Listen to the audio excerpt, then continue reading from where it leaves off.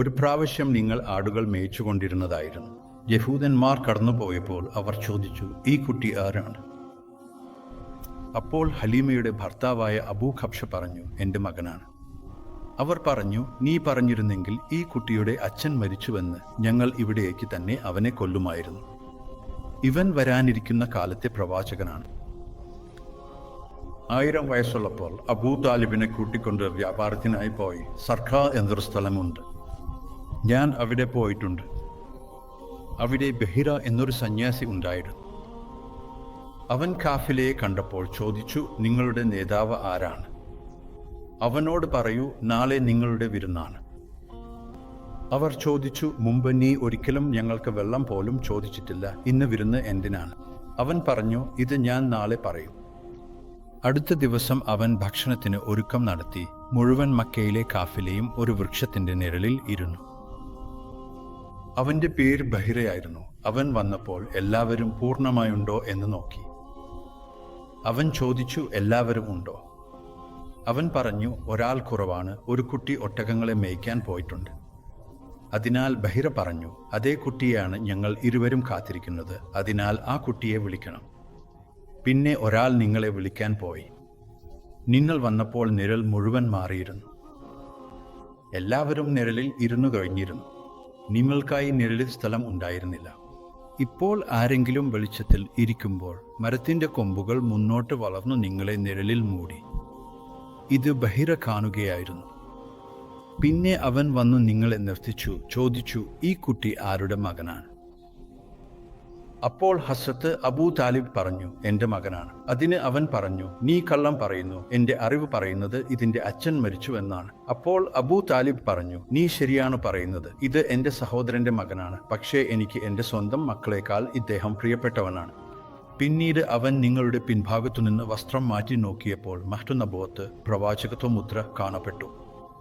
അപ്പോൾ അവൻ പറഞ്ഞു, ഇതിനെ ഇവിടെ നിന്നു തന്നെ തിരികെ കൊണ്ടുപോകൂ, ഇതാണ് വരാനിരിക്കുന്ന കാലത്തിൻ്റെ പ്രവാചകൻ. യഹൂദന്മാർ ഇതിനെ കണ്ടാൽ കൊന്നുകളയും. അതുകൊണ്ട് അബൂ താലിബ് അവിടത്തു തന്നെ തൻ്റെ സാധനങ്ങൾ വിറ്റു ഷാമിലേക്ക് പോയില്ല, അവിടെ നിന്നു തന്നെ തിരികെ മടങ്ങി. ഒരു പ്രാവശ്യം ഉമർ റദിയല്ലാഹു തആല അൻഹു വ്യാപാരത്തിനായി ഷാമിലേക്ക് പോയി. അവിടെ അവർക്കൊരു തർക്കം ഉണ്ടായി.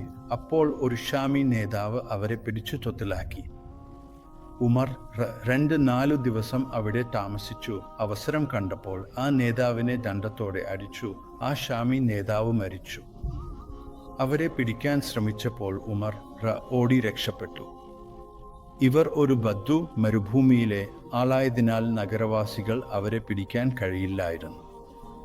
മുന്നോട്ട് പോയപ്പോൾ ഒരു പാദ്രി പള്ളിയുടെ വാതിലിൽ നിന്നു. ഉമർ വരുന്നത് കണ്ടപ്പോൾ ദൂരത്ത് നിന്ന് വിളിച്ചു അകത്തേക്ക് കൊണ്ടുപോയി വാതിൽ അടച്ചു നിന്നു. പിന്നിൽ ജനക്കൂട്ടം വന്നു. ഇവിടെ നിങ്ങൾക്ക് ആരെങ്കിലും ബദ്ദു ആളെ കണ്ടോ എന്ന് ചോദിച്ചു. പാദ്രി പറഞ്ഞു, ഇവിടെ ആരുമില്ല, പോകൂ. അവർ പോയി. അകത്ത് ഉമർ യോട് ചോദിച്ചു, നീ ആരാണ്? ഉമർ പറഞ്ഞു, ഞാൻ ഒരു അറബിയാണ്. എവിടെ നിന്നാണ് വന്നത്?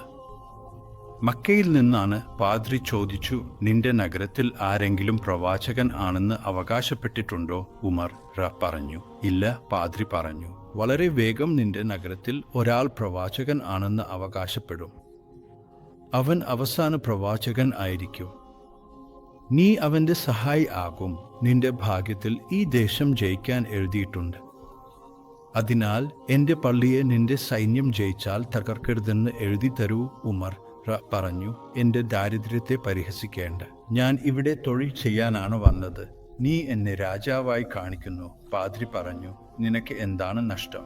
ഞാൻ കള്ളം പറയുകയാണെങ്കിൽ പോലും എഴുതി കൊടുക്കൂ. ഉമർ എഴുതി, എന്റെ സൈന്യം വന്നാൽ ഈ പള്ളിക്കും ഈ പാദ്രിക്കും ഒന്നും ചെയ്യരുത് എന്ന്. ഉമർ എഴുതാൻ അറിയുമായിരുന്നു. ഒപ്പുവച്ചു. പിന്നീട് ഉമറിന്റെ കാലത്ത് ഷാം ദേശം ജയിക്കാൻ സൈന്യം പോയപ്പോൾ ആ കത്ത് അബൂ ഉബൈദ് നൽകി. ഈ പാദ്രിയുടെ സംരക്ഷണം ഉറപ്പാക്കണം എന്ന് പറഞ്ഞു. ഇത്രയും മുമ്പേ തന്നെ നിങ്ങളുടെ വരവിന്റെ അടയാളങ്ങൾ പ്രത്യക്ഷപ്പെടാൻ തുടങ്ങിയിരുന്നു. നിങ്ങൾ ഒരു വൃക്ഷത്തിനടുത്ത് കടന്നു പോകുമ്പോൾ വൃക്ഷം പറയും, അസ്സലാമു അലൈക യാ റസൂലുള്ളാഹ്. നിങ്ങൾ ഒരു കല്ലിനടുത്ത് കടന്നു പോകുമ്പോൾ കല്ല് പറയും, അസ്സലാമു അലൈക യാ റസൂലുള്ളാഹ്.